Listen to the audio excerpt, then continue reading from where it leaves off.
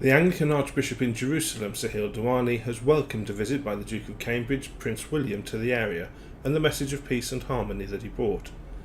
Prince William completed his 5-day tour of Jordan, Israel and the occupied Palestinian territories this morning in Jerusalem's Old City, where he visited sites sacred to the three Abrahamic religions, the Haram al-Sharif or Temple Mount, the Western Wall and the Church of the Holy Sepulchre, which many Christians believe stands on the site of the crucifixion, burial and resurrection of Jesus.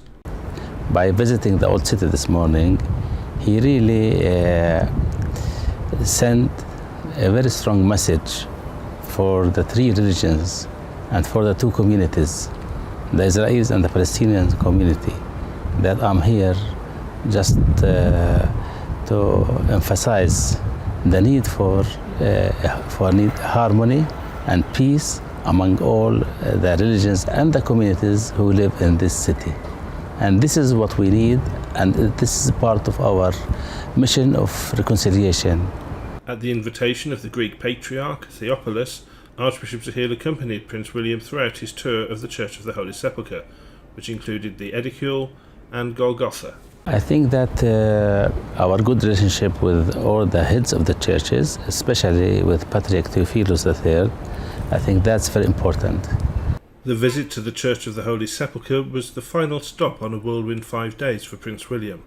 After spending 2 days in Jordan, during which he visited a refugee camp housing Syrians fleeing the conflict there, he became the first British royal to make an official visit to Israel and the occupied Palestinian territories.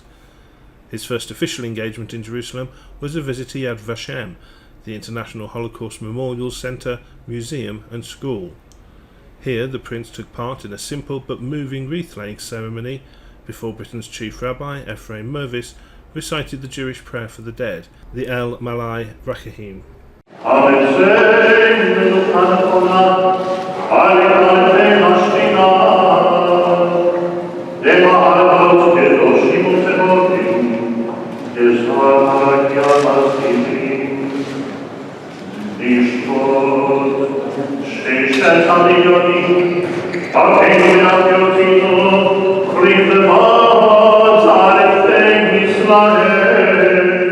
For me, it has been a great privilege today, as it was when I accompanied the Archbishop of Canterbury to this very same place. All in all, we are recognizing the horrors of the past in order to strive towards creating and maintaining a healthy future for our societies. During his visit to Yad Vashem, Prince William met two survivors of the Holocaust, two gentlemen who, as children, fled the Nazis on the Kindertransport, special trains chartered to bring Jewish children to safety in Britain. He put us very much at ease. He was very congenial, and it was an extremely easy conversation with him.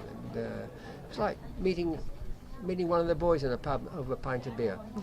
You got the impression he'd have been quite happy to keep talking if he didn't have to go see politicians. I really wanted to start talking about England's victory over Panama with him, but it wasn't in the protocol, so I didn't do that. And also about cricket in England, but it wasn't on. So we talked about the matter which he came here for. And it was a wonderful conversation, and we all enjoyed it, I think. Right, Henry? Yes, great honour. Great honour. There is one word that he continuously used in our conversations, and that was the word enormity. He couldn't get his head around the enormity of the crime of the Holocaust, the enormity of the suffering, and he said he wishes he could have had an entire day to spend here. He took it so seriously, emotionally, and he very much appreciates the extent of the wickedness of what has transpired in the past, and he's very determined to be a role model for his generation, people who weren't alive, to witness the atrocities of the Holocaust, so that at a time when sadly we have fewer and fewer survivors around, we need them to bear witness through what they've heard in order to guarantee that this will not be forgotten. This was not a partisan visit.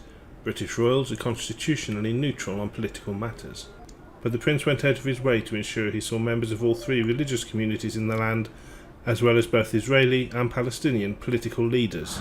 I believe that he did his best to accomplish a mission for peace and reconciliation First of all, among the governments, the Israeli and the Palestinian governments, and I think among the different communities and religious communities here, because yesterday at the reception at the British consulate, I've seen Jewish, Christians and Muslims together attending this ceremony.